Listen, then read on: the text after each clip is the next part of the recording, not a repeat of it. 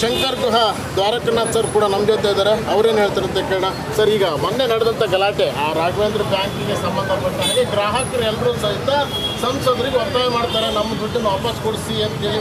200 ಜನ ಈಗಾಗಲೇ ಸತ್ತೋಗ್ಬಿಟ್ಟಿದ್ದಾರೆ, ಅವರೆಲ್ಲರೂ ಕೂಡ ದೊಡ್ಡ ಹಗರಣ.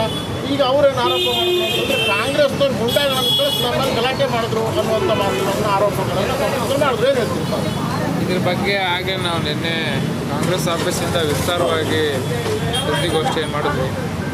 ತೇಜಸ್ವಿ ಸೂರ್ಯ ಅವರು ಇವತ್ತು ಇಡೀ ರಾಘವೇಂದ್ರ ಬ್ಯಾಂಕಿನ ವಿಕ್ಟಮ್ಸ್ನ ಗೂಂಡಾಗಳು ಅಂತ ಕೇಳಿ ಅವಮಾನ ಮಾಡಿದ್ದಾರೆ.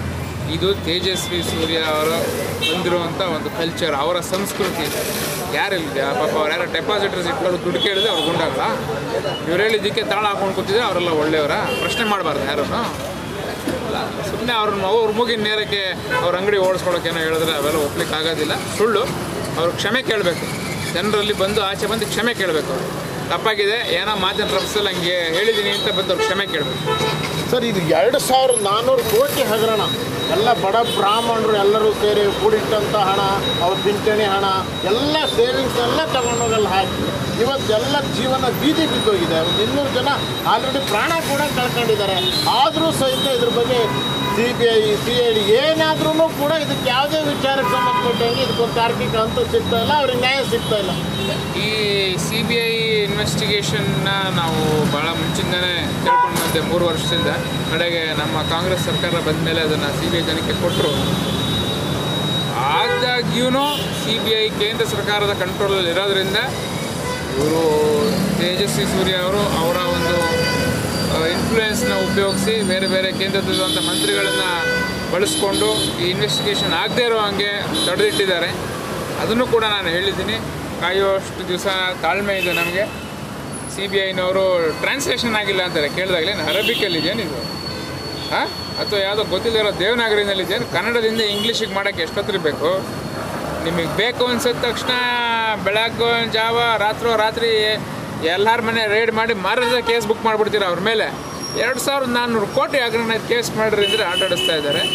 ಯಾವ ಕಾರಣಕ್ಕೆ ಅಂತ ನಮ್ಗೆ ಗೊತ್ತಿಲ್ಲ. ಆದರೆ ಅಧಿಕಾರಿಗಳ ಮೇಲೆ ನಮಗೆ ನಂಬಿಕೆ ಇದೆ. ಈ ರಾಜಕೀಯ ಒತ್ತಡಕ್ಕೆ ಬರದೇನೆ ಇದನ್ನು ಕೂಡಲೇ ಶುರು ಮಾಡಬೇಕು. ಎಲೆಕ್ಷನ್ ಆಗೋವರೆಗೂ ಕಾಯ್ತೀವಿ. ಮಾಡಲಿಲ್ಲ ಅಂತಂದರೆ ಎಲ್ಲರೂ ಅಲ್ಲೇ ಹೋಗಿ ಕೂತ್ಕೊಳ್ಬೇಕಾಗ್ತದೆ. ಅಲ್ಲ, ಈ ಡಿಫಾಲ್ಟ್ರು ಅವ್ರ ಲೀಸ್ಟ್ ಏನು ಕೊಟ್ಟಿದ್ದಾರೆ ಅದರಲ್ಲಿ ಅಶ್ವಥ್ ನಾರಾಯಣ ಗೌಡ್ರದ್ದು 133 ಕೋಟಿ ರೂಪಾಯಿ ಅಲ್ಲೇ ಅವರು ವೆಬ್ಸೈಟಲ್ಲೇ ಕೊಟ್ಟಿರುವಂಥದ್ದು. ಅವ್ರ ಪಕ್ಷದಲ್ಲಿ ಅಷ್ಟೊಂದು ಡಿಫಾಲ್ಟ್ ಇರುವಂಥದ್ದು, ನಕಲಿ ದಾಖಲೆ ಸೃಷ್ಟಿ ಮಾಡಿ ದುಡ್ಡು ಎತ್ತಿರುವಂಥದ್ದು ಎಲ್ಲ ಕೂಡ ಗೋಚರ ಆಗ್ತದೆ. ಅದ್ರ ಬಗ್ಗೆ ಅವ್ರು ಮಾತಾಡ್ತಾ ಇಲ್ಲ. ಆಮೇಲೆ ರಾಘವೇಂದ್ರ ಬ್ಯಾಂಕು ಶುರುವಾಗಿದ್ದ ದಿವಸದಿಂದನೂ ಅದು BJP ಬ್ಯಾಂಕೇನೆ. ಶುರು ಮಾಡಿದ್ದು VS ಆಚಾರ್ಯರು. ಆಮೇಲೆ ಬಂದಿದ್ದು ಇಲ್ಲಿ ಕ್ಷೇತ್ರದ ಶಾಸಕರು ಸಂಸದರು ಇಬ್ಬರೂ. ರಾಘವೇಂದ್ರ ಬ್ಯಾಂಕ್ ಇರ್ಬೋದು, ವಸಿಷ್ಠ ಸೊಸೈಟಿ ಇರ್ಬೋದು, ಇಲ್ಲಿ ಏನೇ ಕಾರ್ಯಕ್ರಮ ಆದ್ರೂ ಒಳ್ಳೆ ಅವರು ಮನೇಲಿ ಮದುವೆನ ಮುಂಜಿನ ಆಡ್ದಂಗೆ ಕಿಲ ಅಂತ ಓಡಾಡ್ತಾ ಇದ್ರು ಎಲ್ಲ ಕಡೆ. ಅಂದಮೇಲೆ ಅವ್ರನ್ನೇ ಕೇಳಬೇಕಲ್ಲ, ನಾವಿನ್ಯಾರು ಕೇಳೋಕ್ಕಾಗ್ತದೆ? ಅವರ ಪ್ರಧಾನ ವಕ್ತಾರರು ಮುಖ್ಯ ವಕ್ತಾರರು ಮಾಡಿದ್ದಾರೆ ಅಶ್ವಥ್ ನಾರಾಯಣ ಗೌಡ್ರನ್ನ. ಇವತ್ತು ಅವ್ರನ್ನ ಪಕ್ಷದ ಉಚ್ಚಾಟನೆ ಮಾಡಿರಿ ನೋಡೋಣ. ನೀವು ತೇಜಸ್ವಿ ತಾಕತ್ತಿದ್ರೆ ನಿಮಗೆ ಪಕ್ಷದ ಉಚ್ಚಾಟನೆ ಮಾಡಿ ಅವ್ರನ್ನ ನೋಡೋಣ.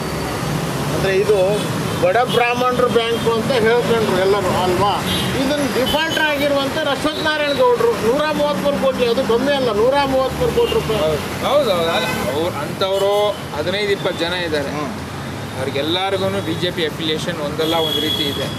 ಈ ಸಿರಿ ವೈಭವ ಇರ್ಬೋದು, ಇದೆಲ್ಲ ಅಸೋಸಿಯೇಟೆಡ್ ಬ್ಯಾಂಕ್ಸ್.